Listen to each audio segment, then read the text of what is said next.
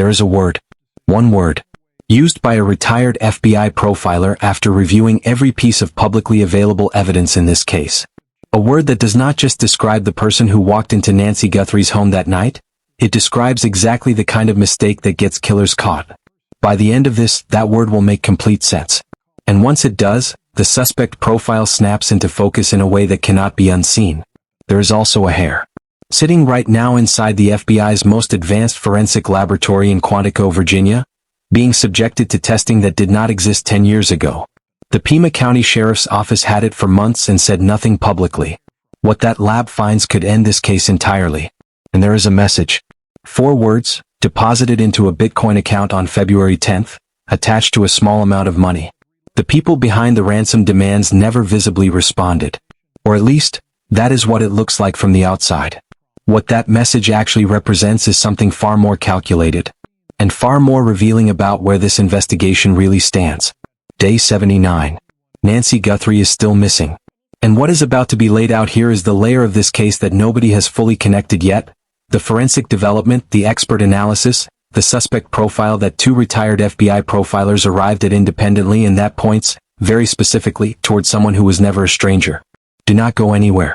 Start with the ransom notes. Because every other thread in this investigation, the Bitcoin account, the profiler theories, the forensic evidence, all of it, runs directly through those letters. Early in the case, 2 ransom demands were sent to television stations in Arizona. Not to FBI field offices. Not to the Guthrie family's legal team through a private channel. To television stations. Broadcast media. Public platforms with cameras and reporters and millions of viewers. And that single fact, reported early, absorbed quickly into the background noise of the story, largely moved past, should have stopped everyone cold from the very first moment. Because it violates the most fundamental logic of a ransom kidnapping. When money is the goal, silence is the only weapon that works. The kidnapper's leverage is the family's fear, and that fear only functions if the situation stays dark and contained. No cameras, no federal task forces, no public pressure turning the exchange into a national spectacle that makes paying quietly impossible and walking away publicly humiliating. Every serious kidnapping for ransom operates in the shadows. The demand arrives through a private channel. Proof of life comes early, because without it there is no credibility and therefore no payment. The negotiation unfolds behind closed doors where the kidnapper holds the cards and the clock is the only thing applying pressure. None of that happened here. The demands went public from the first moment. No proof of life was ever produced. Not a photograph, not a recorded message, not a single verifiable signal that Nancy Guthrie was alive and in someone's custody. The letters went to newsrooms. Whoever sent them did not merely accept the exposure. They chose it. They built it in. They sent the ransom demands to the exact people most likely to put them on television. Savannah Guthrie, Nancy's daughter, one of the most recognized faces on American television, reportedly indicated she believed at least 2 of those notes were genuine. That belief shaped every decision the family and federal investigators have made since. And it is that belief that gives meaning to what happened next.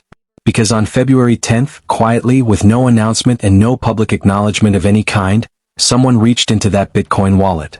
A small deposit. And a message attached to it. 4 words, "We are ready to talk." Followed by a link. A way to make contact. Since that deposit, nothing. No visible response. No further movement in the account. The line went out into the water and nothing pulled back. Now here is what that actually means. And this is where it gets important. Retired FBI agent Steve Moore has spent years working violent crimes, kidnapping cases, and investigations that the public never hears about until they are solved, and sometimes not even then. His read on that February 10th deposit is exact. That was not a desperate family throwing money at a problem and hoping something would stick. That was a trained negotiation move. A deliberate reframing of the entire dynamic. A signal designed to communicate one thing with absolute clarity, that compliance is not automatic, that there are 2 parties in this exchange, and that the terms are not the kidnappers alone to set. Think about what those 4 words communicated. Not "we will pay you." Not "please name a price." "We are ready to talk." That is a negotiator speaking. That is someone establishing, from the very first contact, that this is going to be a conversation, not a transaction dictated by one side to the other. Moore compares it to negotiating a house price. If the buyer walks in visibly desperate, if the seller can see in their body language and their opening offer that they need this deal to happen, the seller will not move a single dollar. But if the buyer signals they have options, that they can walk away, that their world does not collapse if this particular deal falls through, suddenly the entire dynamic shifts. The FBI was not begging. The FBI was repositioning, establishing that the kidnappers needed the Guthrie family as much as the Guthrie family needed them. The problem is what surrounded that message. Before it and after it. Before it, no proof of life. No structured escalation of demands.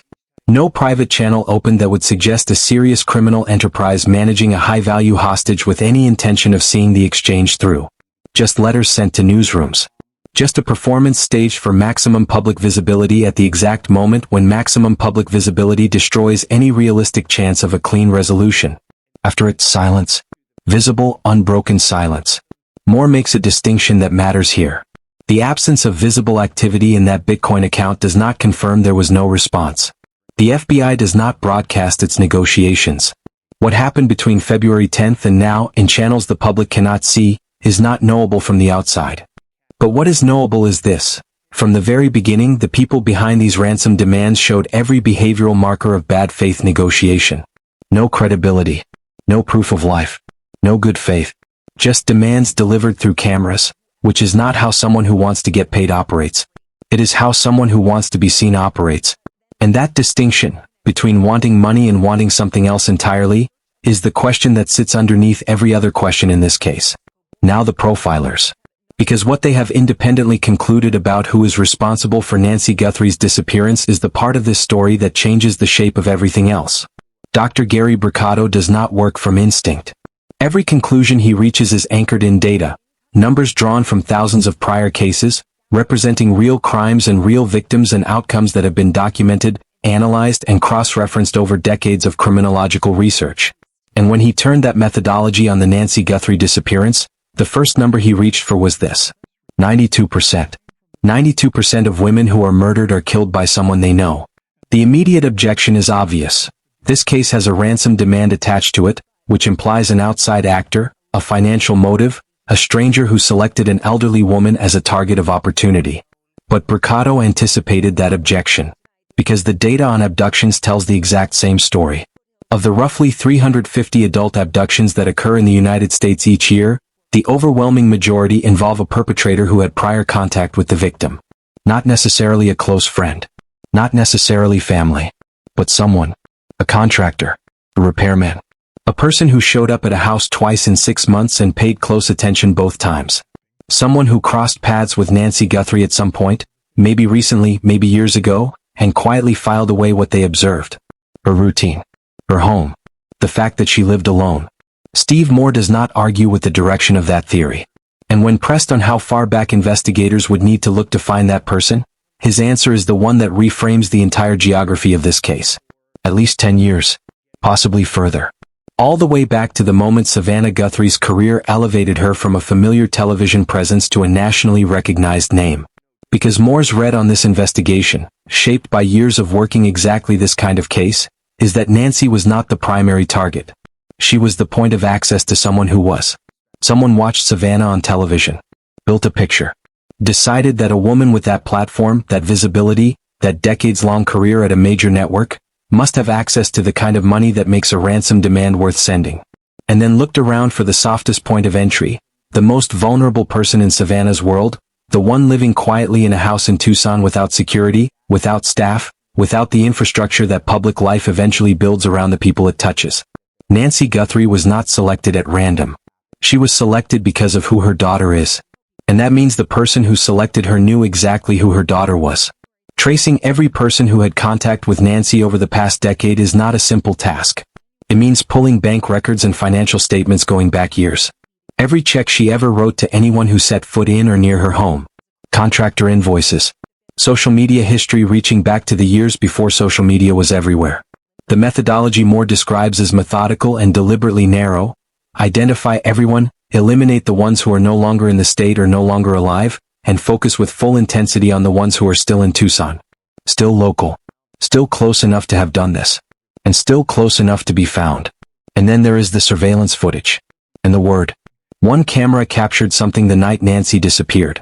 A figure moving through the frame. And when Dr. Bricado reviewed that footage, carefully, frame by frame, looking for the behavioral signals that most people would walk past entirely, The word he chose was not calm, not careful, not controlled, unafraid. That word is doing more work than it appears to. Unafraid does not mean the person on that footage simply kept their composure under pressure. It means they moved without the behavioral markers that characterize someone doing something they believe might get them caught. No scanning the environment for witnesses. No hesitation at decision points where a less prepared person would pause and reconsider. No body language suggesting any internal conflict between what was planned and what was actually happening. This person had walked through this scenario in their mind enough times that when the moment arrived, it felt rehearsed. It felt familiar. It felt, on some level, already done. Moore takes that assessment and builds on it in a direction that cuts in two ways at once. Overconfidence in criminal investigations is not an asset. It is the single most reliable gap between what a perpetrator believes they have covered and what they have actually left behind. It means corners get cut that a more cautious person would not cut. It means evidence gets left in places the perpetrator never thought to check. It means the person who walked into that house believing they had thought of everything, almost certainly did not think of everything. Moore worked a case once where a woman was murdered and the wrong man was convicted. That man spent 18 years in prison before new investigators revisited the original profile, written decades earlier, and found the actual killer exactly where the profiler had said he would be. Overconfidence had kept him local, kept him comfortable, kept him in the same geographic space where he committed the crime, living with the belief that enough time had passed to make him safe. It had not. The second profiler starts with a different question. 3 words. And those 3 words, asked seriously and followed wherever they lead, reframe the entire case. Dr. Amber Burgess does not begin with statistics. She begins with motive, specifically with the question that should be the first question asked in any investigation but is somehow often the last one examined with real rigor. Who benefits? Not who had the technical ability to plan and execute this. Not who had opportunity in the narrow sense. Who gains something, financially, psychologically, strategically, from Nancy Guthrie disappearing from the world? Who wakes up the morning after and is, in some measurable way, better off? When that question is followed honestly, the answer does not point cleanly toward a ransom kidnapping. A ransom kidnapping only benefits the kidnapper if the ransom is paid. The ransom in this case was never paid. The negotiation went nowhere visible. The Bitcoin account went quiet. If financial gain was the motive, the entire operation failed completely, which raises the possibility, uncomfortable but unavoidable, that financial gain was never the real motive at all. That the ransom demand was not the point. That it was the cover. Burgess's conclusion moves toward retaliation. Revenge. A grievance, real or entirely constructed inside a mind that has spent years feeding on obsession, directed at Savannah Guthrie. Expressed through the most devastating act available to someone without power or access or any direct way to reach the person they have decided deserves to suffer. Taking the person closest to her. Making Savannah feel, in the most permanent and irreversible way possible, what it means to lose something that cannot be replaced. Moore finds this not just plausible but consistent with patterns he has encountered throughout his career. Media personalities with decades of public exposure accumulate individuals at the margins of their world who develop fixations that go far beyond ordinary fandom or ordinary criticism. Not people who post something negative and move on. People who spend years, sometimes the better part of their adult lives, building elaborate internal narratives around the object of their obsession. Who track public statements and reinterpret casual remarks as personal messages. Who catalog perceived slights across years of broadcasts. Who construct a private worldview in which their grievance is not just real but justified, and in which action is not just possible but eventually necessary. The FBI, by this point in the investigation, has almost certainly pulled years of correspondence connected to Savannah Guthrie. Every letter sent to NBC that expressed anything beyond routine feedback. Every email that flagged in any monitoring system. Every online account that combined the specific mixture of admiration and resentment that characterizes the most dangerous kind of obsessive. The kind who has decided that their feelings about a public figure constitute a relationship, and that the public figure's failure to acknowledge that relationship is itself a kind of betrayal. Moore tells a story here that illustrates exactly why investigators cannot afford to think locally or conventionally about who is responsible. A radio DJ in Denver was murdered. The investigation eventually traced the killing to an extremist group operating 3 states away, a group that the DJ had given airtime to opponents of months before he was killed. There was no personal relationship between the killers and the victim. No local connection. No prior criminal history that would have surfaced in a standard background search. Just ideology, obsession, and a perceived grievance that had been left to grow until it became something that ended a life. The person responsible for Nancy Guthrie's disappearance may have no obvious connection to Tucson, may have no prior record, may be, on paper, entirely unremarkable. That is exactly what makes cases like this hard. And exactly why the investigative net has to stretch in directions that feel counterintuitive until they suddenly do not. Dr. Burgess adds one more element. She believes more than one person was involved. A planner. Someone who conceived the operation, managed the logistics, and maintained distance from the physical execution. And others who carried out what the planner designed. Not necessarily an organized criminal enterprise. Just a hierarchy. Someone who decided what needed to happen and found people who could be convinced, paid, or pressured into making it happen. Moore does not dispute this. What he wants to know, what any investigator sitting across from Dr. Burgess in a case review would immediately want to know, is the specific behavioral evidence that produced that conclusion. Because that question is not academic. It is the question that turns a theory into a direction. If the person on the surveillance footage was following someone else's script rather than executing their own plan, that shows up in behavior in ways that are identifiable. Hesitations that suggest rehearsal rather than decision-making. Movements that indicate the person was told where to go rather than choosing where to go. The difference between someone who designed a plan and someone who was handed one and told to carry it out. That distinction changes everything about what investigators are looking for. One person becomes a network. One financial trail becomes several. One communication record becomes an exchange, and exchanges leave traces on both ends. Moore recalls a profiler once telling him, in the middle of a case review that seemed to be going nowhere, that the person responsible for the crime under investigation lived within sight of the victim's apartment window. Not in the neighborhood. Not nearby. Within sight of the window. Specific enough to narrow a search radius to a handful of buildings. The profiler was right. Now the hair. And this cannot be understated. This is the development that has received the least attention relative to how significant it actually is. And it deserves to be laid out completely, because what is happening right now in a laboratory in Quantico, Virginia may be the thing that breaks this case open. Early in the investigation, physical evidence was collected from Nancy Guthrie's bedroom. Material from the bed, from the sheets, from the space where an 84-year-old woman slept and from which she apparently vanished in the middle of the night. That evidence was sent to a forensic laboratory in Florida, a facility that the Pima County Sheriff's Office maintains an established working relationship with. It arrived. It was logged. It was processed through the methods available to that lab. And then months passed, and the public heard nothing about it. What is now confirmed is this. A specific hair recovered from that scene is being transferred from the Florida lab to the FBI's forensic laboratory at Quantico for what officials are describing as advanced testing. Sit with that for a moment. There are exactly two reasons a piece of evidence gets escalated from a competent state-level facility to Quantico. The first, the Florida lab has reached the limits of what its methods can extract from the sample, and the FBI's significantly more sophisticated capabilities are being brought in to pull something from it that would otherwise remain permanently inaccessible. The second, the Florida lab found something directionally significant, something promising enough, that federal investigators want to run their own independent analysis before anyone acts on what it suggests. Either scenario means the hair is not a dead end. Either scenario means there is something in that sample worth pursuing at the highest level of forensic science available in this country. Moore's instinct from the beginning of this investigation was that the bedroom itself was the evidence. When someone helps an 84-year-old woman out of bed, and given Nancy's age, given the physical reality of how this abduction most likely began, that is almost certainly how the night started, they lean in. They bring themselves into proximity with surfaces that hold trace evidence with a fidelity that most people dramatically underestimate. Hair falls from the human body constantly, at rest, in motion, under any degree of physical exertion. Skin cells transfer on contact. Fibers catch on fabric. The physics of being present in a room do not permit a clean departure regardless of how careful a person believes they are being. The body leaves evidence. Always.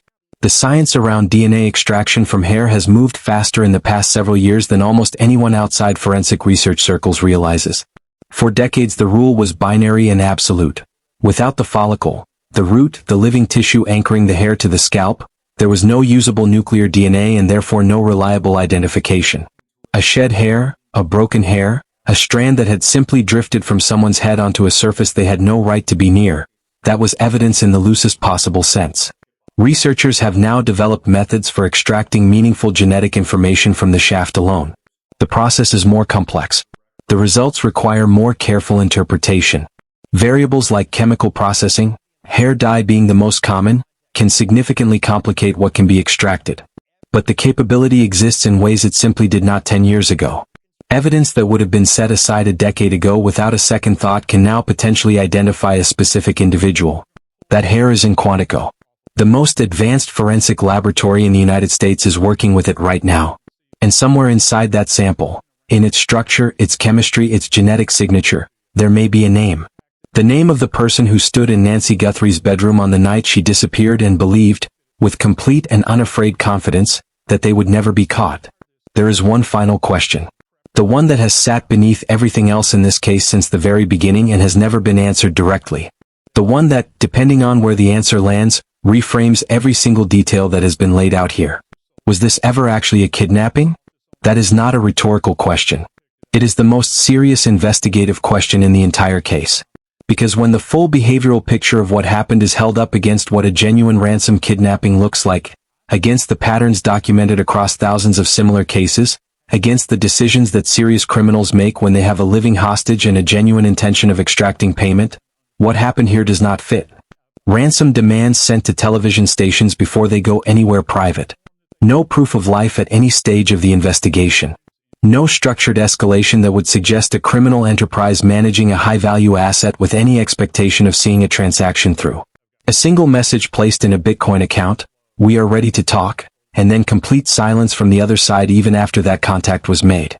Every decision made by whoever sent those letters was a decision that made getting paid harder, not easier. More exposure. More federal attention. More public pressure. All of the things that destroy a ransom situation from the kidnapper's side. Moore's assessment is unsparing. These are not the behaviors of people who expected to collect. They are the behaviors of people who either never had Nancy in their custody at all, opportunists who saw the story break publicly and attempted to insert themselves into it for reasons that have nothing to do with the actual abduction, or people who had her and whose goal was never financial. The money was the story they wanted people to follow. The motive was something else. That opens the possibility that cannot be avoided, no matter how uncomfortable it is to hold. What if the kidnapping narrative was constructed? What if someone wanted Nancy gone, for reasons rooted in exactly the kind of obsessive grievance that Dr. Burgess keeps circling back to, for reasons that have been building for years in a mind the public has never had reason to notice? And the letters, the Bitcoin wallet, the entire media spectacle, were all engineered to send investigators running in the wrong direction. Moore draws one hard line here. Professional criminal organizations do not stage elaborate kidnappings when elimination is the goal. They do not take the risk of transporting a living person, managing a living hostage, creating the evidence trail that a living victim inevitably generates. When organized crime wants someone gone, the operation is clean and fast and simple. What happened to Nancy Guthrie was none of those things. The complexity of the planning. The risk of the execution. The decision to take an 84-year-old woman from her home rather than simply ensure she never left it alive. All of that points in one of two directions. Someone who needed her alive for a specific purpose. Or someone who needed this investigation to be exactly as tangled and misdirected as it has been. Both of those conclusions point toward the same person. Someone who thought carefully. Someone who planned. Someone who stood in front of a surveillance camera on the worst night of Nancy Guthrie's life and felt, in that moment, absolutely nothing that looked like fear. Unafraid. That is the word. That is what it means. And that is what it is going to cost them. Day 79. And the clock does not stop. The Bitcoin account sits dormant. A hair sits inside a laboratory in Quantico being processed through methods that did not exist a decade ago. A profile of a suspect, unafraid, almost certainly known to his victim, almost certainly driven by something that began long before the night he acted on it, sits in the hands of investigators who are building toward a name. Nancy Guthrie is 84 years old. She disappeared from her home in Tucson, Arizona, and has not been seen since. She is not a case number. She is not a detail in someone else's story. She is a mother and a grandmother and a person who deserves the answer that this investigation has not yet produced but is still actively working toward. If anyone knows anything at all, about what happened to Nancy Guthrie, the number is 1-800-CALL-FBI. The evidence is moving. The science is advancing. The profile is sharpening. And somewhere inside everything laid out here tonight, inside the forensic data, the behavioral analysis, the financial records, The single word a profiler chose after watching a man move through a camera frame with complete and deliberate calm? The answer already exists. It is only a matter of time before someone finds it. And when they do, the word unafraid will be the last word that person ever gets to use about themselves.